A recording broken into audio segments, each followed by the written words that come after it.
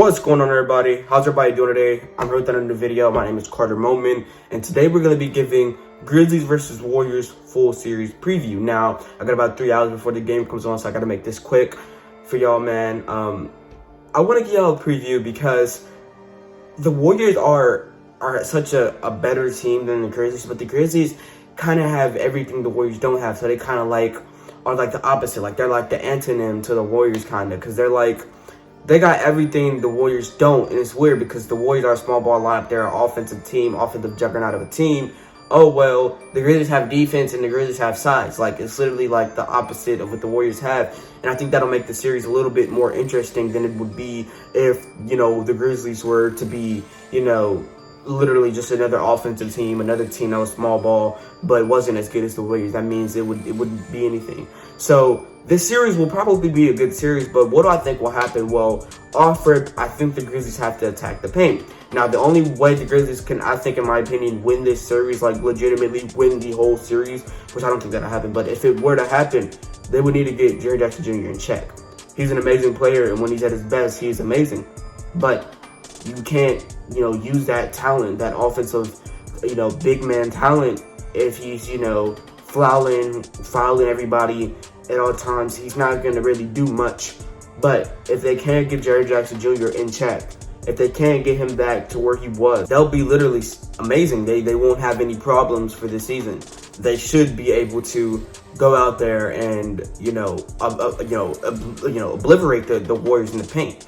But the only way that this could work is if the Grizzlies use their shooting on the outside. We saw Nikola Jokic, in my opinion, the best player in the NBA right now, and the best center in the NBA, indefinitely, in my opinion.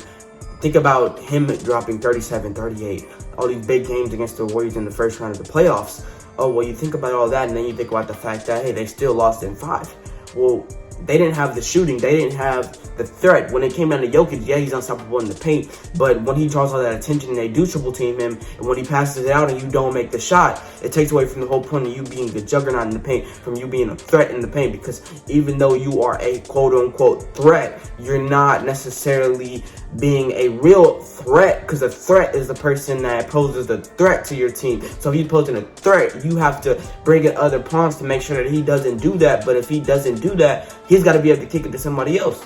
And if nobody's making the shot, what's going on? So if Jaren Jackson Jr. and Steven Adams go in that paint, they do their thing, and Brandon Clark comes in the game killing, but Dylan Brooks doesn't make his shots. Desmond Bane don't make his shots, but if Dylan Brooks don't make his shots, then what are we talking about? We're going to need the maturity of this Grizzlies team that we saw through the regular season. We don't need this little baby, childish team. I hate when the Grizzlies go out there and play childish. They have all the tricks in the bag to be out there and be a mature team. Ja Morant is a great leader, but their leader is childish.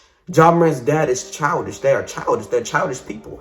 He's got to grow up and mature and see that to beat a team like the Warriors, he's going to have to go to the next level. Steph Curry don't play. Steph Curry, I'm a Warriors fan. I watched him the most out of anybody. Steph Curry is a grown man. He's a 34-year-old man. He has a wife and kids at home.